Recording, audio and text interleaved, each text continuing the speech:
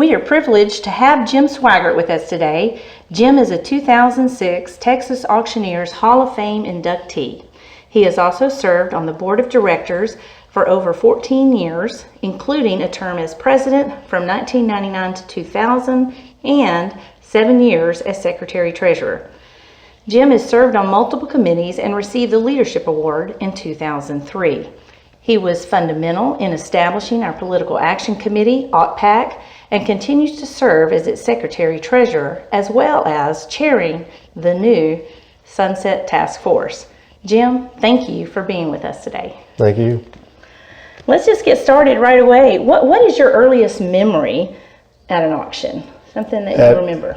At an auction that I was working, conducting, or just auction period? Just auction period, can go back to childhood. Yeah, well, and that's where it kind of began when my grandfather owned a Angus ranch, one of the first purebred Angus herds in Texas, and I would go to the livestock auctions with him every once in a while. And that kind of got us kicked off, as knowing about them and knowing what they are. Did that inspire you, or just not at that point? Not at that point. I guess what got me inspired to change, I was on a trip to Harlingen, Texas to visit my parents, and on the way back home, they were having on the radio the Kingsville Fair livestock youth auction on the radio, and I was in between construction jobs at that time, so I thought I was going to find out about it, and I did, and found out that in Bryan, Texas was a school, semi-retired school, and so I called him up and went to work with him and one-on-one, and went out to his ranch, did some calling out there and learned a bunch of stuff from it, and so got my license from in March of '89. So who was that? That was Walter Britton, and he had run the Britton School of Auctioneering out of A&M, out of Bryan, and then had retired, and he was basically at that time only doing relatives of class people that he had taught before, but he let me come in and do it. So after you completed this and you got your license, how did you get started? The first auction I had was on March 3rd after getting my license on March 1st. And it was a storage facility, and I had to borrow a microphone from a local auctioneer, and we did two facilities in one day, but they were right together, right side by side, owned by the same people. And we'd agreed to do a price and everything. So I took them a payment. We did the auction, and I don't remember how many units it was, but 10 or 20 or something. Anyway, we did the auction, took them an invoice, and they said, and they tore it up. I said, now what have I done wrong, Anyway, they said, we want you to double the fee and give us a new invoice. I said, okay. And the other weird part about it is I never did call another one for them. They never called me back to do another one. So I don't know what the deal is, but anyway. So we had two auctions. They weren't side by side. One was in Bryan, one was in College Station, and they were 2 days sequential. But anyway, that's how we got into the business. Tell us about an auction that is most memorable to you, something that stands out. That's not hard, except I'm not sure if it's two auctions or one auction. But the second auction we ever did for the Texas Forest Service had probably 100 plus pieces of equipment and vehicles, pickups, and all this stuff. And when we started the sale, we were started with pickups, and I remember that a gentleman, a Mexican, and that's proper because he was from Mexico, started his bid at like $5 for this pickup. And I turned over to a friend of mine and asked him to start it at $1,500, and he did. And I turned around and said, no, we're not playing games. If you want to keep bidding, go ahead. If not, back out. And I never saw him again. But we sold everything.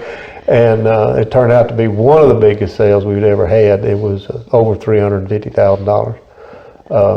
So it turned out to be real good. And I don't remember if it was that sale or the next sale, but a funny thing that happened, we were selling the vehicles, And at the end of during the sale, we allowed people to go back, pay out, and they get the keys. And the Forest Service kept all the keys. And so they went to get the keys, and they were gone. All the keys had disappeared. And they found out that 2 kids had gone up and got the hold of the keys off the board when the Forest Service people weren't looking, and took them, and they were hiding them like Easter eggs. And they found the kids, they found the parents, and they come up and they had me make an announcement, and they'd already shut the gate, and 2 officers were standing there. They had their own police force. And the 2 officers were standing there, and they said, nobody is entering or leaving this facility till we find all these keys. We went on selling, and about 15, 20 minutes later, the kids had showed them where they'd hid all the keys. And they didn't do anything to the sheds. They just, and the sale went on and everything was fine. But that was probably the weirdest thing that's ever happened. One of the weirdest things that ever happened was somebody stealing keys. Not stealing them, but hiding them. And we've had keys stolen before, like anybody else. Stick them in their pocket and walk off. But between those 2, and I can't remember if it's the same 2 sales or 1 sale, but I think it was all 1 sale that happened. That's a pretty funny story. Thanks for sharing that. What is one of the most unique things you sold, or unique place that you've had an auction at? Well, that's 2 different answers, but okay, yeah, you can do both. The most unique place we sold out at St. Joseph's Hospital there in Bryan. It's run, of course, by the nuns, and the nuns' living quarters was being torn down to put a parking garage in. So they, of course, built new ones, a new facility, and moved, and we went in, and we came in and sold everything that was left, which is not a whole lot because the nuns don't have a whole lot. It was kind of amazing that we go in, each room was almost the same, bed, chair, and dresser. And that was just about it, maybe a nightstand. And that was about it. So we sold all of that, and we sold the grass out of the lawn, off the lawn. We sold the bushes. We sold the electrical cabinets out of it. Again, the building was being torn down, so there was nothing there that was going to remain. So we sold all of that, and that was kind of the most unique place that we sold. I think the most unique thing that we sold was for the city of College Station. We sold a drug dog. She was about 5 years old, if I remember right, Labrador. She was, as I called her, she was a fickle female. Because she wouldn't work in the dark. She wouldn't work when the bright lights came on. She wouldn't always work when she was told to work, even if she was working during the night or whatever. So, and it had her trained 3 times at partly their expense, partly the training expense. So she was a very expensive dog. So we sold the dog in the kennel, and it went to a highway construction department local, and they called me that afternoon before they left the sale site, asked me to find out how they can make the dog work. And I said, well, I know how to get a hold of the task force, came from the drug task force. I said, let me get a hold of them, see what they want to do or will do or won't do. Well, anyway, that next Monday morning, I was making a deposit at the bank, and the teller asked me, did you sell a drug dog to this company? I said, yeah, I did. She said, well, my husband works for him. That dog's out sniffing around all the cars this morning. And I thought, well, they found out how to make the dog work. And that's all they wanted to do was scare the people, because drugs on a construction site with heavy equipment is not where it needs to be. And that's all they wanted to do. But I did find out later that they did have some people arrested, not that time, but later on. They kept the dog. Family that owned the company, that worked for the company, was the manager of the area.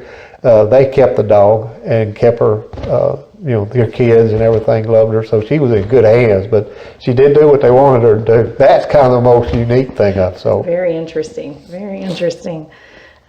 When you're not working auctions, Jim, what are some things that you enjoy doing, or do you have another job that you've had in the past, or that you well, yeah, when we got started, we had several jobs, but probably, I guess, my most interesting thing is raising cattle, longhorn cattle, and that's what we do when we're not selling, is working on that.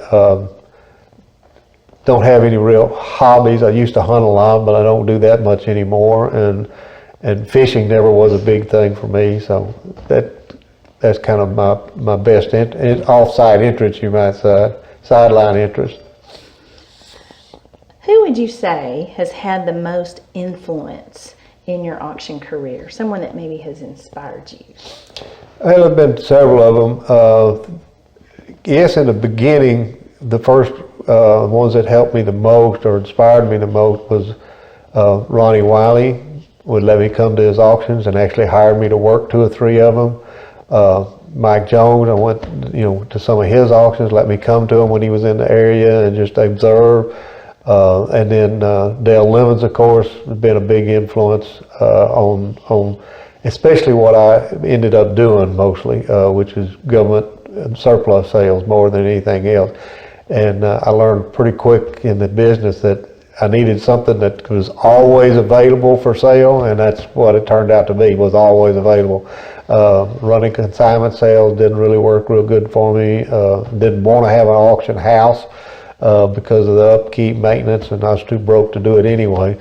So that was kind of, and then Paul Henry was another influence.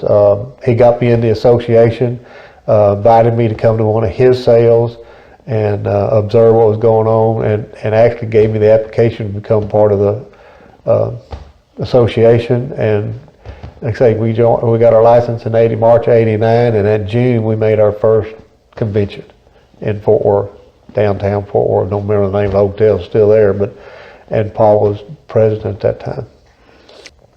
What do you feel has been the most fulfilling experience in your auction career? I don't know that it was any one specific one. I think the biggest thing that I have always thought about is the ability to help solve people's problems. And I've always been not a people person, a problem solver. And knowing that I can help solve somebody's problems of liquidating their assets. Come to mind ranch sales, liquidations, moving, relocation, whether it's business or personal. We've done a lot of that stuff over the years. And again, government surplus, they got to get rid of it somehow. And written sealed bids is not a good idea. Most of them figured that out. So that's kind of been the thing, is just been able to help people solve their problems of how to change assets from non-usable to cash, which is usable at any time. That's an excellent outlook for that. I like that. In hindsight, what might you have done differently? Anything? Not particularly. It's been a hard road, and any auctioneer will tell you that. I don't know. I mean, I tried to get into the auto auctions. I tried to get into livestock auctions, and they talk about clicks. That's clicks, and you got to have know somebody to get into them. And I had a couple of opportunities. I worked some livestock sales, not sold, but worked. And I sold a couple of. We had a local auto auction at one time, and I sold a couple of times for them, but we never did get a stronghold in it. Consignment sales didn't seem to work out too good for me. It was just finding the niche. I just wished, and that's, I guess, the only answer I can give, really. Content, kind of the way things went. Yeah. I guess the other thing is, think about it, I realized that doing a government sale, there was a lot of big auctioneers doing them all over the country. And so, Lone Star, Renee Bates, and Renee Bates and I have become close friends. And anyway, I knew at the time I couldn't compete with them. I was too small. So I did the smaller, lesser counties, cities, and things like that they normally didn't care about because they didn't have that much to sell. And so that's kind of where I went and found it. And it took a while to find that niche, but yeah, and that's what got us going. And we still service them. That's a great service. That's great service. Wrapping this up, so what would you like to say to encourage new auctioneers that are just getting started in the industry? Any words of wisdom?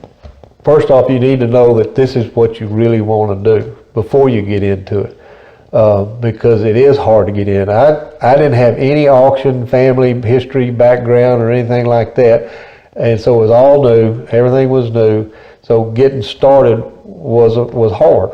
And I had a primary job at that time, and then started picking up. My first major contract was with Texas A&M, and that kind of picked it up and got it going. But it was hard to find that niche, to find where you fit in at and where you can do. And the searching, you just got to keep searching. Like I said, we went to other auction companies, we went to other auctions, we talked to other auctioneers. Getting into the association was a big help on trying to figure out how to get around and go and get going. And so getting started is hard, but it takes a love of the business and a love of and a commitment to the business to stay at getting it there, because it's just going to take a while to find out what it is. It's going to be your niche and get it going. And some people get lucky and get it done right away and get it, become successful right off, and then others, and partly that's because they got a family member history with the auction industry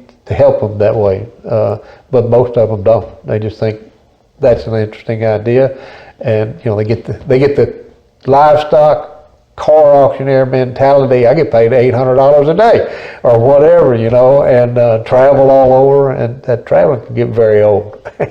A lot of them have learned that it's very rewarding, and get that kind of money, but you still have that's a rarity, not the norm.